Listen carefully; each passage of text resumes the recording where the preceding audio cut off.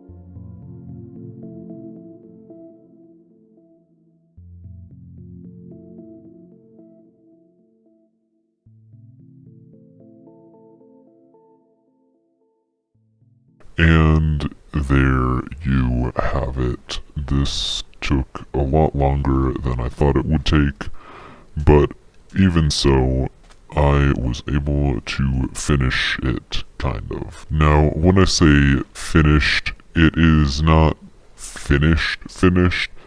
It looks basically done, it's all decorated and stuff. And sure, maybe there are a few little areas where I want to go back and change things, but for the most part, the details, the decorations, everything has been completed. However, there is one area that I really haven't touched as much as I want to, and that is lighting. As the sun goes down, you can see that there are some areas that have pretty decent lighting. I've used the glowberries to great effect on a lot of the cactus farms, but the bamboo farms are just torch spammed. It's not really spam, but even so, there are torches just on the ground, and it doesn't look that great. I don't really have any idea what I want to do for lighting there. The glowberries do work pretty well on these areas, but the bamboo farms are just not very well lit at all. But anyways, let me take you on a tour kind of around the area. So here we have the front. The only part that actually matters, the only part that I'm ever really going to interact with, and apparently there's a zombie nearby. Hello. Goodbye. But yeah, we've got a nice little wooden frame and these two smokestacks. Now down here is our little collection system. If I wanted to, I could turn this off. I think that this still works. Yeah, and it just collects up the green dye. I don't really want green dye, so I just kind of leave it to filter out and get destroyed. We've got the big copper pipes all coming in to the same area, all filtering in the cactus and bamboo. The bamboo is falling down there, cactus on the other side. Right in here is the interior of the front face. We've got our minecarts going. We've got another minecart up there and all of our hoppers. Nothing too crazy. Anyways, here is the first bamboo module. I didn't really know what to do with it, so it's just kind of a basic detailing, and I used it for a lot of the other things, which is partially why I didn't show a lot of the detailing process for the big bamboo farm over here and over there, because it was basically just the same thing as this, repeated over and over again. Kind of boring. Anyways, we've got this little wooden pathway here. I really like this area specifically, right in the center of everything.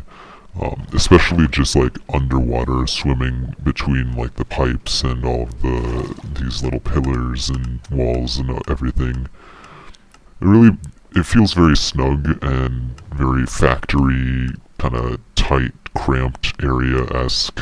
Anyways, here's the bottom layer of the big bamboo farm. I did these kind of cool details. I think they look good. I don't know if other people think they look good because I have very few other opinions outside of my own to work with. And here it is from the other side. Just in case you really wanted to see this side and you thought that I wasn't going to show it and you were just going to get really disappointed, like, GOJIRACELL, why didn't you show my favorite side of the bamboo farm? Oh my god. Relax, I'm going to get to everything. And here is the very back of the big tower. I really like how this side came out, mostly because I had a lot of space to work with and do detailing on.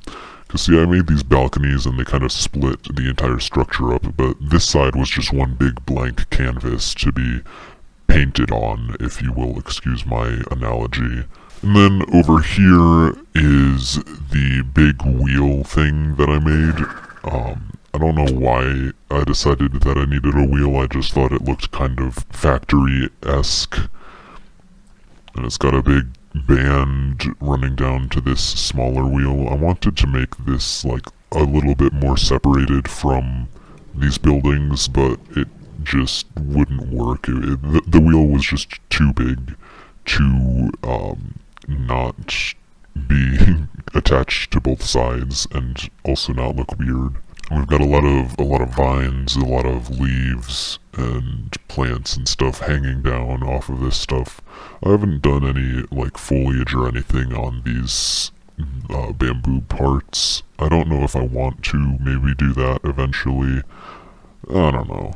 We'll see what happens after this. And also here's the bamboo module, the third one.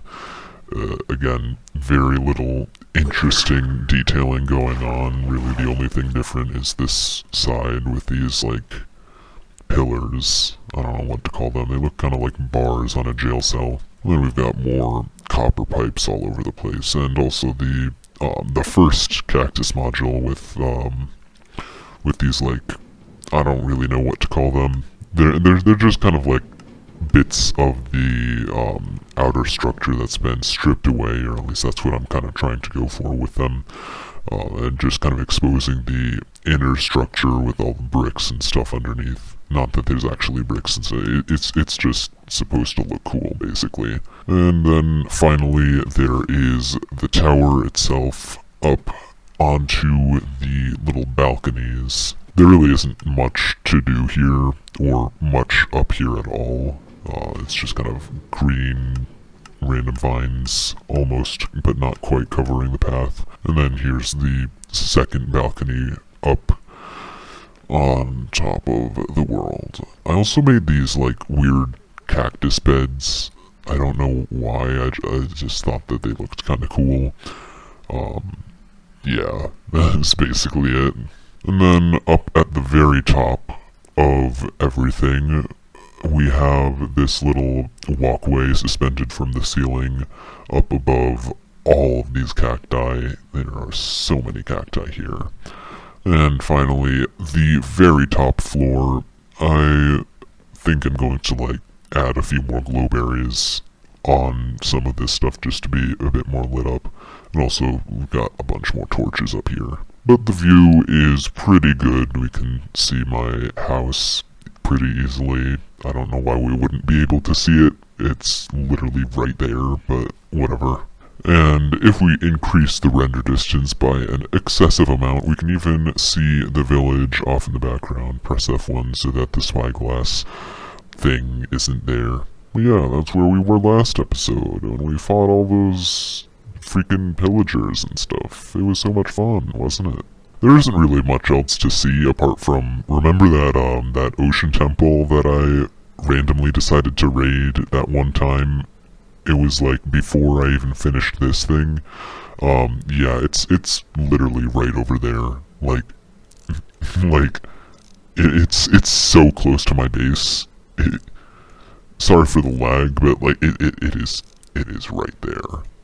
And we can look down upon our handiwork and admire the incredible amount of time that I spent on all of this. It was so unnecessary, but it's so worth it. But yeah, for now, that is going to be it from me for this episode. I hope you enjoyed, and stay safe. Goodbye.